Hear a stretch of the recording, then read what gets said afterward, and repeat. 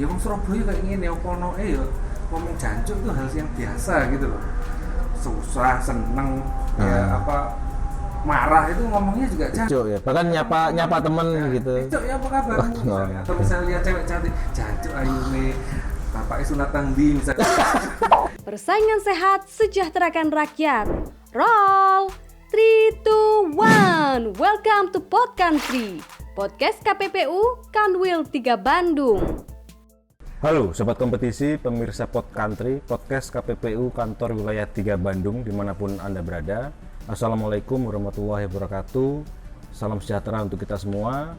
Sobat Kompetisi, pemirsa Pod Country, hari ini Pod Country kedatangan tamu yang sangat istimewa. Ada dua tamu kita yang di episode ini kita akan berbicara tentang kisah yang sangat inspiratif, kisah yang mungkin bisa menjadi contoh buat kita atau pemirsa Pod Country berkiprah di dunia usaha dengan segala kisah, seluk-beluk kisah antara suka dan duka. Dan sekarang seperti yang tadi kami sampaikan, ada dua tamu kita. Pertama adalah Mas Mahendra Wardana. Assalamualaikum Mas. Waalaikumsalam. Sehat? Alhamdulillah. Beliau ini sebenarnya adalah teman seangkatan saya, teman sekampus ya kita ya, Mahendra ya. Panggilannya Hendra, kita pernah satu kampus di Fakultas Hukum UNER ya. Tapi jalan ceritanya memang berbeda ya. Beliau sukses sebagai pelaku usaha dan saya sekarang memandu acara Pod Country sebagai host. Dan di sebelah kiri saya ini pemirsa, beliau adalah Mas Dwita Rosmika. Assalamualaikum Mas. Sehat?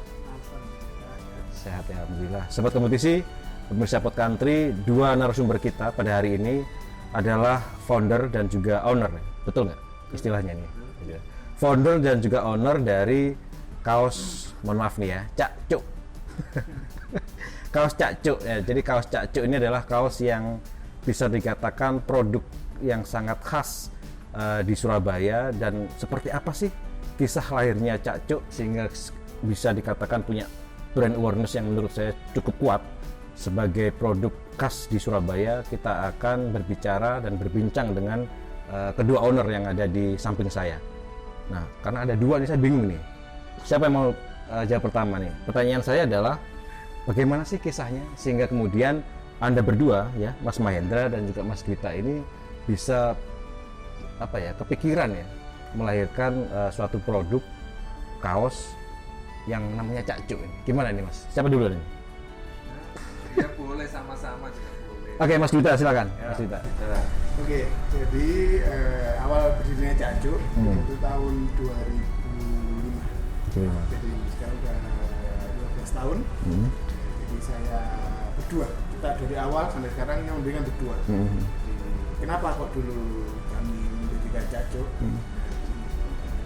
Kita lihat di Surabaya atau istilahnya di Indonesia itu kalau orang pergi keluar kota atau keluar negeri pulang bawa oleh-oleh. Nah di Surabaya itu waktu itu belum ada oleh-oleh, bentuk oleh-oleh yang kayak kekinian zaman itu ya. Misalnya, yang umum sudah ada kayak oleh-oleh makanan, keripik-keripik atau apa.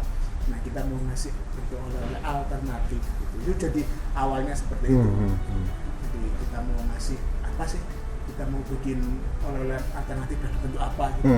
Akhirnya terpikir baru bikin kaos aja ya. Kaos. Jadi memang produk kita kaos. Mungkin akhirnya berkembang dari macam-macam. Kenapa kaos? Mungkin bisa topi atau produk-produk yang lain, misalnya gantungan kunci. Itu dalam perkembangannya akhirnya seperti itu. Jadi pertama kita kaos kan apa? Kaos itu istilahnya jangan kekinian, bisa dipakai dan gampang banget gitu untuk dibuat oleh-oleh. Nah, dan kita bisa istilahnya ide kita tentang misalnya tentang Surabaya, kan kita mau oleh-oleh tentang Surabaya. Nah, kita bisa tuangkan dengan gampang di bentuk kaos itu karena memang medianya lebih gede seperti itu. Kita bisa tuangkan langsung di situ dan orang bisa langsung tahu oh, ini kaos, ini Cak Cuk, ini desainnya seperti ini. Oh ini benar-benar cocok buat oleh-oleh. Jadi awalnya seperti itu. Oke, saya ke Mas Mahendra nih. Punya pengalaman bikin kaos nih, Mahendra. Karena ini ya, Sobat Kompetisi yang saya tadi sempat sampaikan, beliau ini adalah teman kuliah saya. Kayaknya nggak punya keahlian bikin kaos ini ya dulu ya, Indra ya? Enggak, terus terang memang nggak punya, nggak punya. Tapi tapi suka yang jelas Oke. suka pakai kaos. Suka Ya, pakai kaos. Suka pakai kaos. Kemudian terus terang kami juga belajar waktu itu juga mencari-cari siapa sih tukang jahit yang bisa di Oke. kemudian tukang sablon. Jadi kami terus terang apa Pak? Dari nol ya. Dari nol maklun ya istilahnya. Jadi mulai dari pertama kami beli kain, cari survei sendiri ke kapasan, ke pasar-kapasan Oke. di Surabaya waktu itu. Kemudian kami bawa ke tukang jahit itu ya sudah kami naik sepeda motor bawa kain dikasih dimasukkan karung itu naik sepeda motor ke tempat tukang jahit, kemudian dibawa lagi ke tukang sablon. Jadi sebenarnya tidak ada pengalaman sama sekali, tapi karena kami ada kemauan. Ada kemauan itu. Kemauan ada apa istilahnya mau kerja keras lah ya, mau nyoba. Ternyata setelah ini nyoba-nyoba di beberapa tukang jahit, akhirnya ada satu yang pas yang kemudian sampai sekarang tukang jahit dan tukang sablon ini kemudian jadi pegawai akhirnya. Akhirnya ya sudah 15 tahun juga ikut kami. Oke. Tukang sablon. Jadi nggak nyablon ya? Nggak nyablon sendiri? Ya, sampai sekarang kalau turun nyablon juga nggak bisa. Nggak bisa. Ya, cuman istilahnya ini catnya harus pakai ini, Oke. bahan kainnya ini, itu juga sambil belajar. Jadi kami lihat di distro umumnya pakai apa sih waktu itu, jenis kainnya adalah katun combat kayak gitu. Itu juga karena kami juga nanya-nanya gitu. Oke, survei ya belajar. Jadi nggak langsung tahu dari awal. Oke, ke Mas Dwita nih. Mas Dwita, kalau Mas Mahendra ini kan saya tahu nih karena teman seangkatan ya. Sobat kompetisi saya lupa tadi saya kelupaan. Mas Dwita ini adalah alumnus Fakultas Ekonomi Universitas Airlangga ya. Nah, kenalnya dengan beliau ini di mana? Kan beda fakultas nih.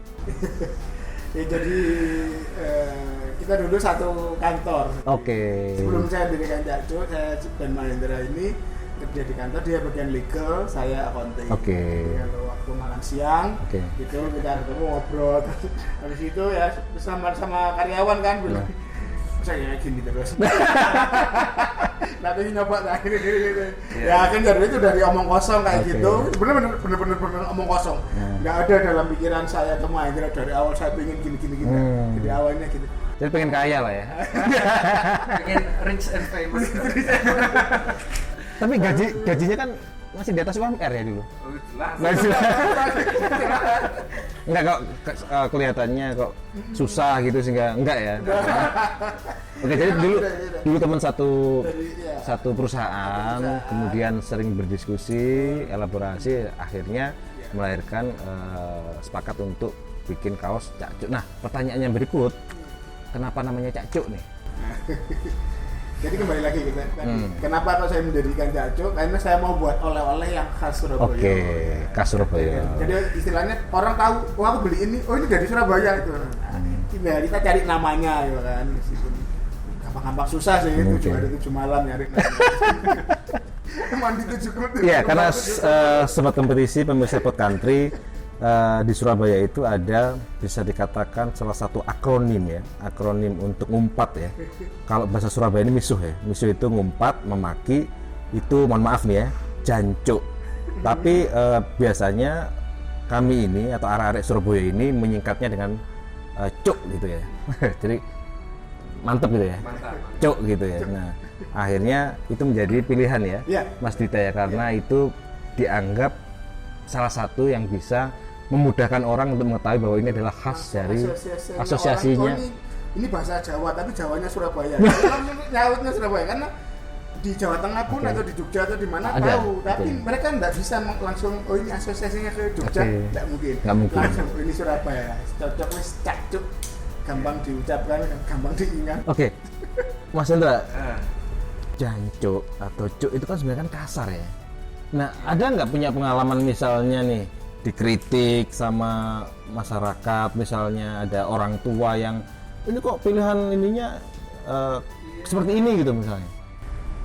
Kalau di awal-awal terus terang memang dulu pernah ada beberapa yang mengkritik ya. Kami dulu kan bikin apa istilahnya platform desain itu berdasarkan 6 kategori ya Pak. Ada, 6 ya?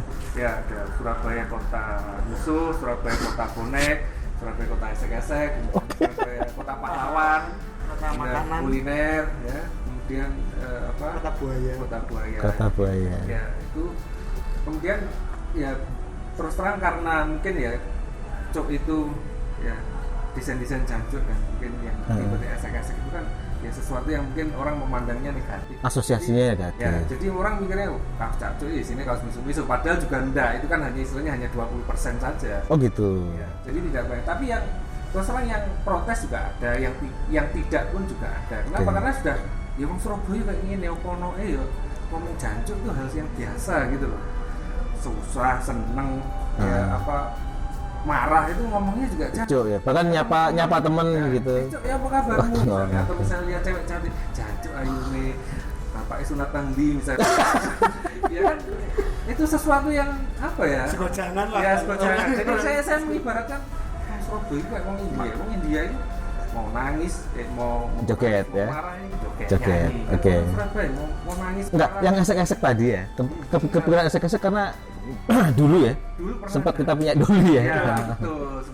Sempat ada doli. Jadi ya kami ya istilahnya membuat desain-desain yang temanya doli. Oh, gitu. Terus terang ya sejak kami Ditutup juga Wisma. ya kami dulu punya kesepakatan saya sama Mbak Dita, nanti kalau doli tutup kita janganlah, nggak usah bikin kaos doli lagi gitu ya, Betul. supaya orang asosiasinya juga. Surabaya juga sudah berusaha memperbaiki diri lah ya, memperbaiki citra dengan meninggalkan apa sebagai Terbesar se Asia terbesar Tenggara. Asia Tenggara itu tadi ya. Kawasan lokalisasi yang terbesar. Oke, Mas Dwita, ketika 2005 ya start dan memutuskan untuk memproduksi kaos Cak Cuk, langsung laku nggak nih? Atau gimana nih? Itu saya terus terang hari pertama itu laku 5. Oh, ya? Saya ingat sekali, hari pertama laku 5 dan desain pertama yang laku itu Planet Dollywood. Enggak, jangan-jangan lebih teman-teman kita sekampus nih kan? Enggak ya. Waktu itu juga memang orang-orang nggak kenal. Saya sama Dita malam-malam jaga di pameran itu ya, di suatu pameran kan pertama kali jualan di situ laku 5, dan hari kedua mungkin laku 3, hari keempat mungkin tidak laku sama sekali kalau nggak salah. Tapi ya terus kami istilahnya kami telateni itu setiap hari jualan terus meskipun masih di emperan ya, waktu itu kami belum punya toko sendiri, jualan di emperan Balai Pemuda itu. Nah itu kami pulang kerja gantian atau kadang bersamaan, atau kalau misalnya saya pas kuliah ya Pak Dita, kalau saya pas nggak kuliah ya saya, atau mungkin kadang barengan itu jualan di situ yes. Dan 3 tahun itu baru akhirnya kami memberanikan diri punya toko. Oke, jadi pernah atau bukan pernah ya, malah 3 tahun di emperan. Oh iya. Itu nggak pernah diobrak sama Satpol PP atau gimana? Enggak, sebetulnya dulu kita juga punya VW Kombi. Oke. VW Kombi itu bisa kita set untuk Oke. jualan, jadi kayak apa ya? Jadi berjalan gitu. kekinian lah, ada VW Kombi kan unik gitu ya. Dulu filosofi kopi belum jualan kopi, sudah punya ide. Kita sudah punya ide kan. Jadi kombinya dibuka udah jadi toko kan. Jadi toko. Itu. Selain itu kita juga ikut pameran-pameran. Pameran. Kayak yang paling sering di Balai Pemuda dulu ada. Event tiap bulan tuh ada. Jadi satu bulan tuh dia 10 hari atau 14 hari. Nah, itu kita itu ngemper di situ. Jadi beda-beda kayak gitu. Tapi nggak pernah tadi ya, pertanyaan saya belum dijawab itu. Belum pernah digerebek sama Satpol PP ya. Enggak. Satpol PP-nya baik-baik. Nanti kalau digerebek kita kasih kaos lah.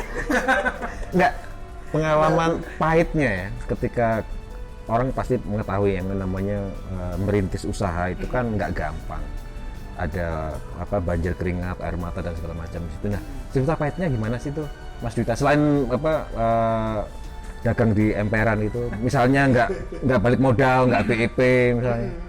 Ya itu salah satunya. Dan itu ya paling. Jadi waktu pertama kan pasti cash flow kan. Dan Cash flow. kita memang dengan dana yang terbatas, kita bisa nyetak uang yang enggak ada nomor itunya. Kita jadi dana terbatas, kita harus pinter-pinter. Kita lihat produk kita belum ada yang tahu, merek belum ada yang kenal. Oke. Nah, gitu. Jadi itu tantangannya. Dengan dana yang terbatas, bagaimana kita bisa tetap hidup. Jadi gitu. Oke.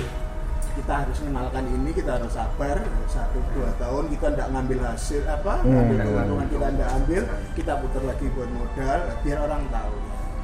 Alhamdulillah setelah 2 tahun kita pameran rutin gitu. Rutin. Akhirnya tahu.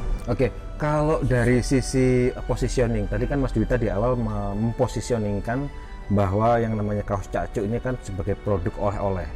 Nah, sependek pengetahuan saya nih ya sobat kompetisi, dunia pariwisata di tahun 2005 itu kan belum se-booming 4-3 tahun ke belakang ya. Itu kan belum booming. Nah, kenapa milih positioningnya seperti itu nih Mas Dwita? Apakah ada terinspirasi daerah tertentu yang kita tahu ya sobat kompetisi, ada daerah kota wisata lah, kita Jogja lah ya, punya Dagadu. Nah, apakah memang ada terinspirasi dari produk itu? Sering banyak kita dapat inspirasi. Kita lihat di Bali itu Jogor itu Jogja, tahun 80-an. Tahun 80-an ya.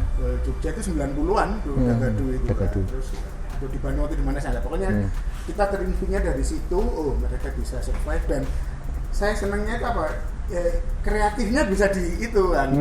Jadi enggak sekedar kita cuma jual ini buat oleh-oleh gitu kan. Jadi saya mainnya di desainnya gini-gini lah. Itu yang mengundang saya tertarik. Saya nanti bisa kreatif, saya seluas-luasnya di situ ide kreatifnya. Itu yang itu. Jadi seperti itu kita jalankan. Ada riset nggak sih?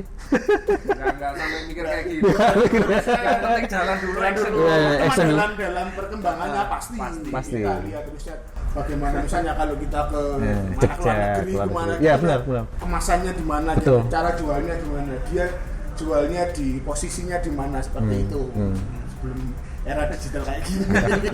nanti kita tanya. Oke, Mas Mahendra, tadi sudah disinggung bahwa positioningnya sebagai produk oleh-oleh. Tadi juga Mas Dwita sudah menyinggung soal proses kreatif ya. Nah, kaos ini kan yang dijual desain yang menarik pasti ya. Iya. Kata-kata yang menarik juga. Nah, inspirasinya bikin sendiri atau gimana nih? Nah, itu kalau Mas Mahendra. terus terang mayoritas itu Pak Dita yang bikin. Oh, Dwita. Ya. Jadi ada yang saya dari tim kami ya, saya dan Pak Dita, ada juga yang dari mahasiswa itu yang magang. Jadi misalnya seperti anak ITS dari desain produk, atau misalnya anak UNESA dari seni rupa. Ya, mereka kadang magang ya, dan butuh istilahnya tempat ini ya, misalnya aktualisasi diri ya, untuk menunjukkan saya bisa desain seperti ini. Akhirnya ya sudah, kamu bikin desain, misalnya mau magang di sini bikin desain, serahkan kepada kami ya, kami istilahnya nanti kami akan menerima Anda untuk magang di sini. Jadi istilahnya simbiosis mutualisme lah ya. Tapi inspirasi itu bisa dari mana-mana ya sebenarnya. Seperti tadi Pak Dita jalan-jalan kemana, lihat tukang becak ya. Akhirnya ya kita bikin, misalnya kalau yang kaosnya polisi itu turn back crime ya. Turn back crime. Kita ganti turun becak kram misalnya. Nah, ini saya juga request nih untuk KPPU. KPPU kan punya nih tagline-nya.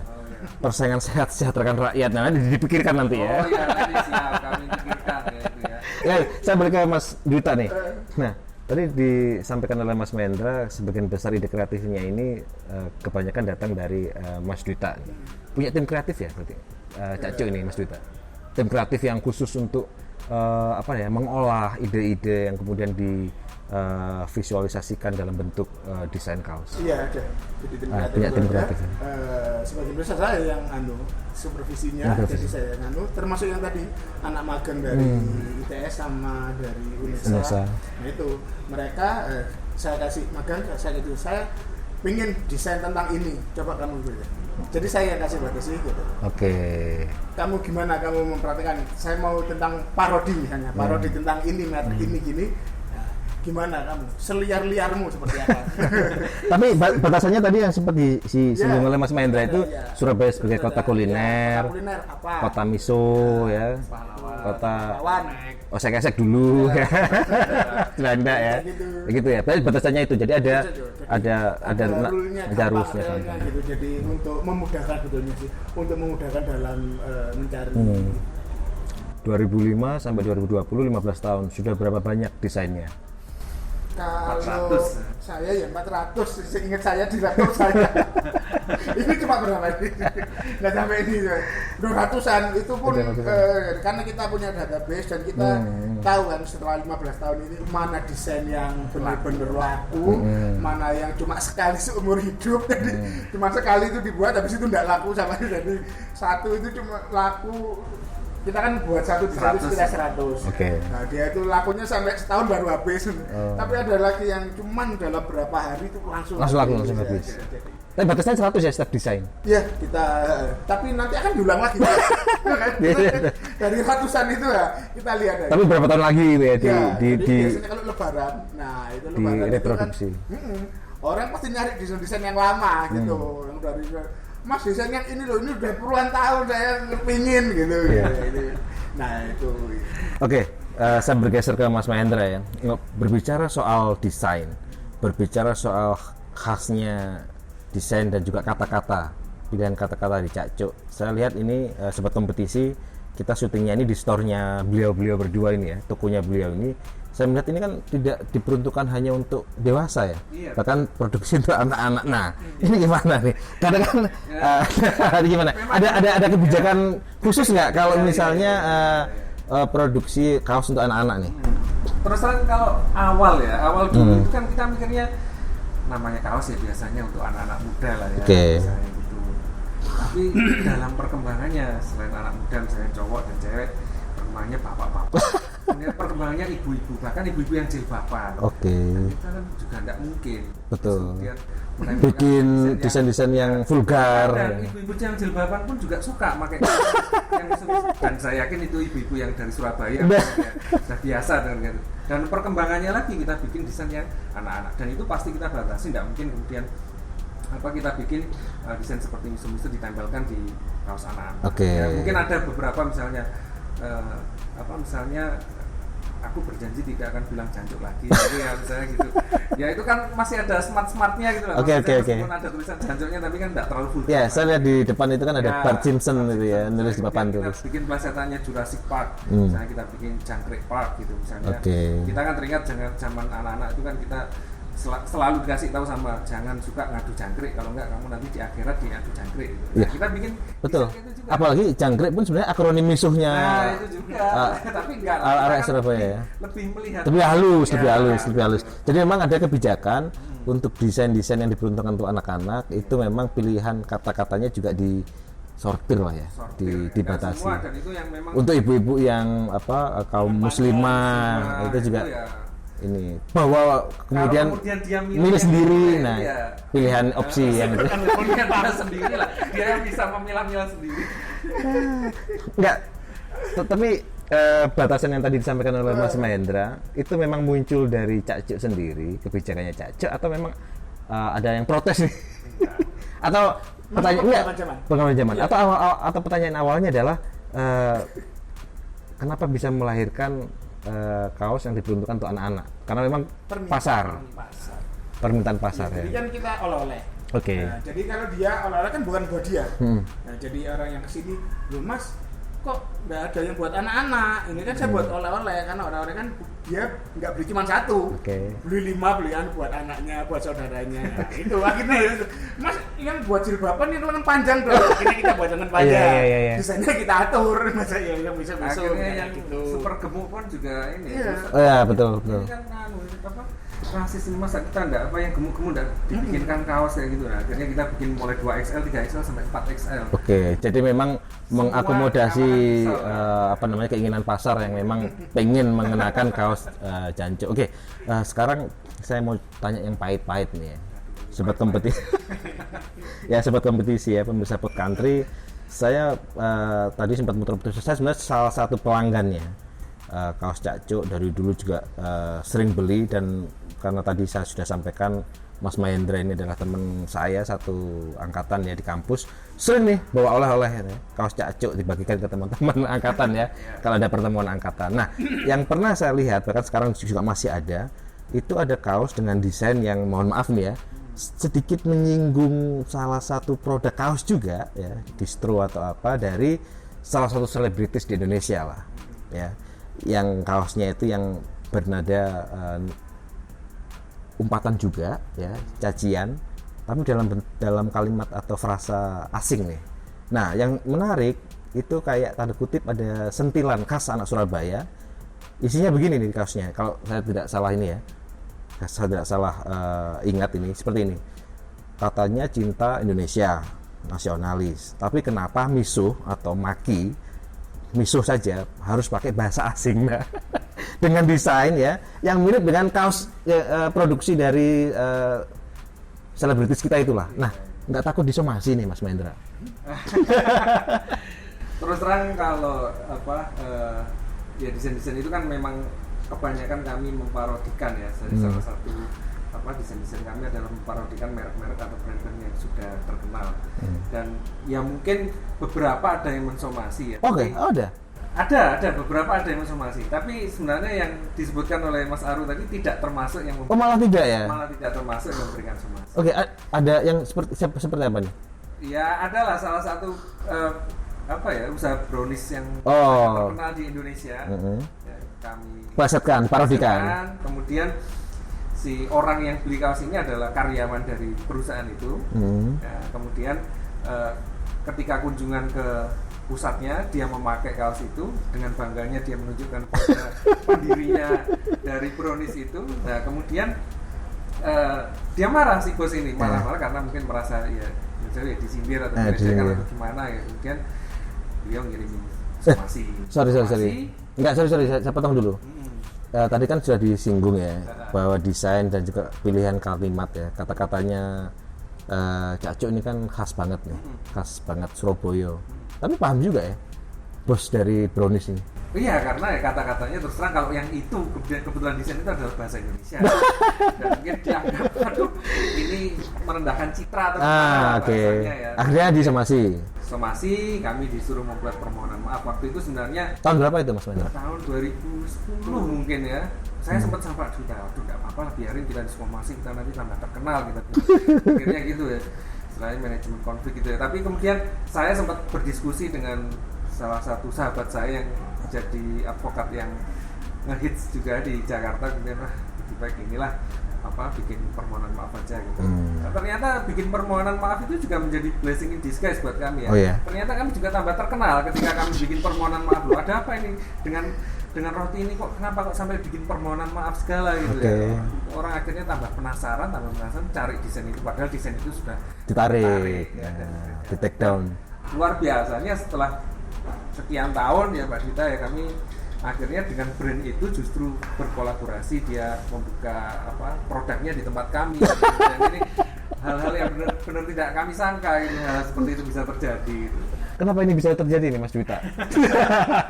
Apakah yang bos dari pemilik brownies yang ngetop itu menganggap Cak Cuk ini punya etiket baik sehingga akhirnya cocok nih untuk dijadikan mitra usaha?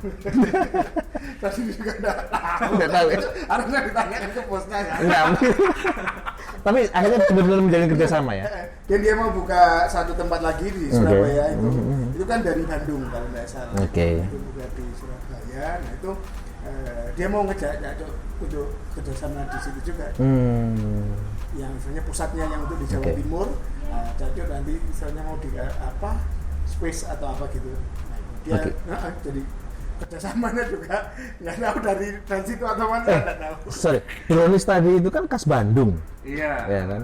Mungkin ketika dia menggandeng Cak Cuk, karena Cak Cuk punya brand awareness yang kuat di Surabaya, dan dia melihat itu sebagai salah satu kekuatan, dan mungkin bisa, ya walaupun bisa dikatakan simbiosis mutualisme ya, tapi kan mungkin saja karena Cak Cuknya yang punya brand awareness yang kuat di Surabaya. Nah, nggak mau berbalik nih, karena brownies ini Bandung nih.